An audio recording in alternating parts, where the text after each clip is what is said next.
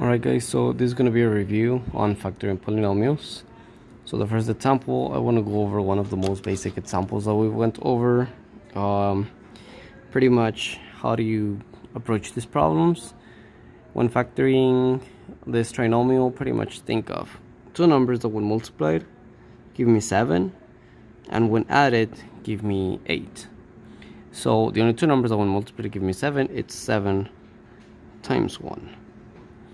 And look at it, that's 7 times 1 give me 7, and 7 plus 1 give me 8. So this is adding and this is multiplying. Alright, 7 times 1, 7. 7 plus 1, 8. So my answer will be the x plus the 7 and the x plus the 1, because they're both also positive numbers. Positive 7, positive 1. Now the next one, it's a little bit more complicated. Two numbers that will multiply give me negative 12. That'll be 6 times negative 2. 6 times negative 2, that is negative 12. And let's look at here, that's 6 minus 2 equals 4. So this one works, okay? Remember that there's going to be several options. You could have taken maybe 3 times 4, but there's no way 3 times 4 add up to 12. You could have taken 1 times 12, but there's no way 1 times 12 would add up to 4. Okay? So this is the only option. So my answer is going to be the x, it's a positive 6 times the x, and then there's a negative 2. So that's my answer for factoring. Alright, now the one that might be the hardest one, it's when split in the middle. So factoring is the process of writing one polynomial into a product of two or more. It is the reverse or the opposite of multiplication. Okay, it's like undoing multiplication. Here's an example of how a factored polynomial looks like. So factoring by splitting the middle. This is the one thing that we want to know. All right, so multiply the first and last numbers. Then find factors that add to the middle. Factors that add to the middle number. Okay, then we have split the middle term into the two numbers found in the previous step. All right, and then factor the four terms by grouping. So let's do this. All right, here's example number 2. I'm going to multiply the first and the last. 4 times 3, that's positive 12. All right, in what way can factors of 12 add up to 8? Well, check that factors of 12 can be 6 times 2. And if both of these are positive, they will certainly add up to positive 8. 6 plus 2. All right, so 6 and 2, those are the numbers that work. Now I found the factors that add up to the middle. I'm going to split the middle term into the two numbers that I found. Splitting the middle term, that means I'm going to take, let me take my 3x squared. Nothing changed, 3x squared. Here's where things are going to change. Plus 6x plus 2x. Notice the 6x plus 2x are equal to the middle term. Nothing has changed. Plus 4. I just rewrote the middle, nothing else. And the last step, I'm going to factor by grouping. So let's group these terms. I'm going to group the first two. Sorry for that. First two. There's my first two, and group the last two as well. Remember to leave a plus sign in between. If there's If there's no, make sure to put 1 plus in between, because we're not multiplying, we're still adding. Now, this is a tricky thing, okay? What can I take out of 3x squared and 6x? Well, this thing has a 3, and it has an x times an x. This thing has a 3 and a 2, because make up 6, and an x. So I can certainly take out 3x out of both sides. Let's take 3x out of here. I'm left inside with, I took out 3x. From here, I'm left with just 1x. And I took out 3x out of here. So I'm left with plus 2. Some of you might be like, why plus 2? Well, let's double check. 3x times x gives me 3x squared. 3x times 2 gives me 6x. So we're good so far. Let's not forget the plus in between.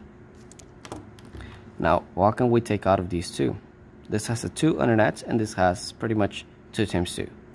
So I can take out a 2 out of all of this. I'm left inside with pretty much what times 2 gives me 2x, that's x. And what times 2 gives me 4, that's 2. Let's double check. This is going to be 2 times x, 2x, and 2 times 2, 4. Now, don't forget this. Now, check this out. This value here is identical to this value here. So pretty much I'm going to take this value here and this value here, I'm going to take them out. I'm going to take them out as only 1. So let me rewrite it up here, the answer. It's going to be the x plus 2 that we took out, this x plus 2 and this x plus 2. And what I'm left with a 3x and a plus 2. That is the answer. I took out these two as 1, and I'm left with the 2 and with the 3x. And this is the answer for this one. Alright, let me do one more example. This one, so let's multiply the first and the last. This gives me 18. So let's see, in what ways can I find factors of 18 that add up to 9? I thought of 2 already. 6 times 3. 6 times 3 it's 18, and 6 plus 3 is 9.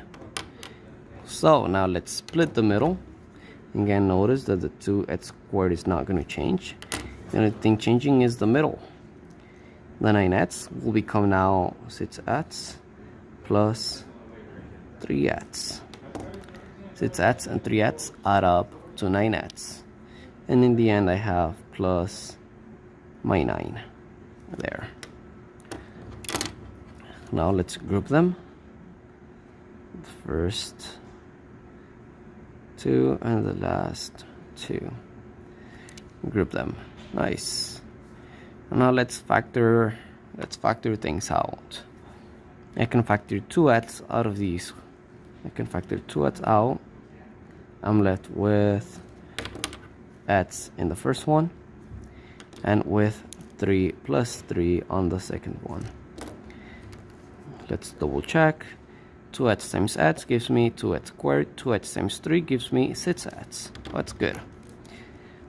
Plus, let's do the next one. What can I take out of 3x and 9? I can take out a 3. Just a 3. Times, oh, let's see. This is going to be x, and the other one's going to be plus 3. Let's double check that this is right. So we get 3 times x gives me 3x, and 3 times 3 gives me 9. So this is good so far.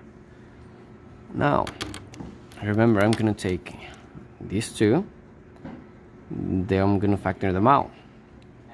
They'll stay just as 1. That's plus 3. That's these two.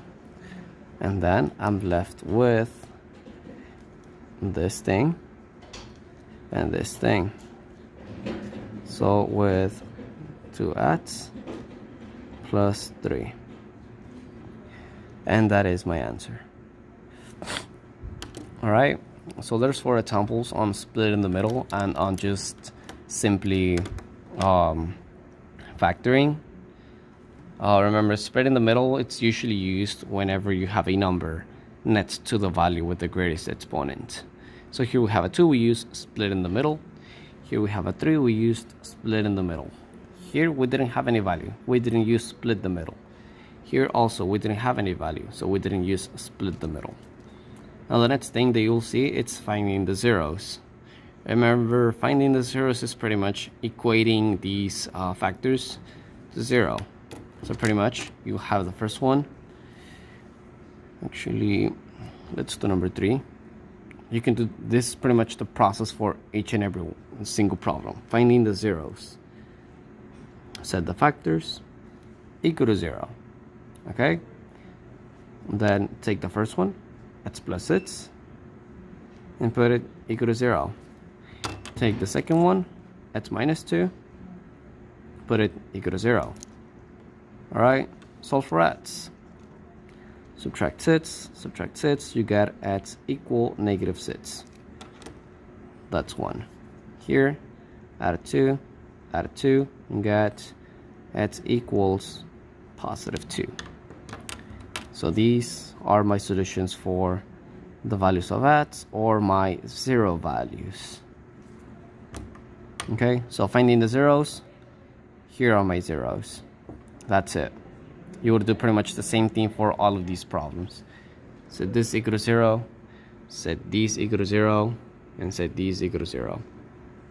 And that's it.